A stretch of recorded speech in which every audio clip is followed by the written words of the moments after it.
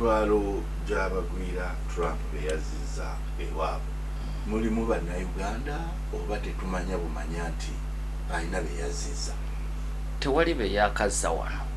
Kubanga jjukira nti tewali gwakwata butereevu nazza mu nsi yo okujjako abo abazzi b'emisango nga bwe tulabye ab'e Venezuela, nga bwe tulabye ab'e Colombia, ab'e Brazil. Kakati bannayuganda ku lukalala lwa America waliwo abantu 309 Trump bwe yakakwata. Si bazzi ba misango wabula bali mu America mu bumenyi bw'amateeka. So abo si baakuleetebwa Uganda. Balina kutwalibwa mawanga malala nga Eswatini, nga Rwanda, obuli balina no batwale South Sudan. Kubanga jjukira bakyekennenyezebwa. Kakati bebazza amawanga gaabwe obutereevu nga bwe tulabye Venezuela ono emisango gyamusinga njagala kubaddiza abantu bammwe ne bakkaanya n'abazza era no Venezuela ina America bwe yakola ki beyayimbula.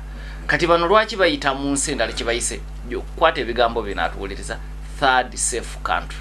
Kati oli bw'aba yava Uganda nga gaba muyigganya mu byobufuzi atusobola kumukwata bukwasi muga nti nkuzizaayo e Uganda kubanga era abasinga gano ge makubo mwe bayita.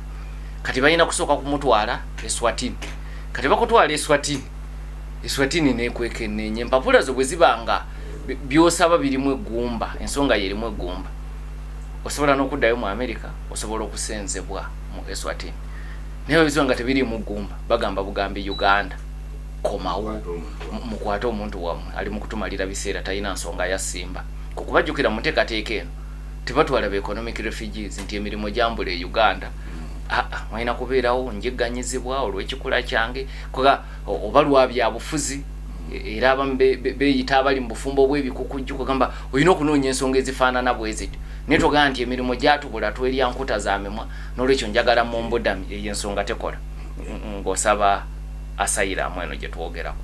So kakati munaganda kyolina okumanya nti tuyina bannayuganda 309 abakwate nga balindiridde kubatwala mu mawanga gano ag'enjawulo. So si baakuzza ku Uganda butereevu ffe tugenda kufuna bamawanga malala nga nago bwe gajja okufuna abamu ku baffe.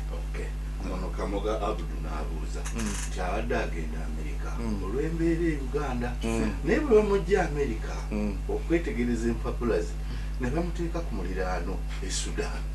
Gy'onnyonnyola buli lwe tubeera wano ekulaga nti embeera ki mbi ddala ddala esinga eyawano. Bwe baba bamusudde Sudaani n'anyigirizibwa ayinza kukola ki ng'alaba nti e Uganda yadde wabi naye wasinga Sudan. Kakati lwaki bayogedde ku third safe country bakutwala mu nsi endala bo gye balowooza nti nnungiko okusinga gye wava. Kati gwe bw'obeera eyo n'okizuula mu mutima gwo nti gye nava walungi okusinga eyo obagaba bugambye nti bakulu mu ntenzireyo era teryajja kukusiba kuba bo baba bakuwonye kibaagala obaviire. Kati oba ogonzezza teweetaaga na kutoloka babuulire bubuulizi nti bakulu eky'Amerika kiganye nze kanzire Uganda teryajja kukugaana.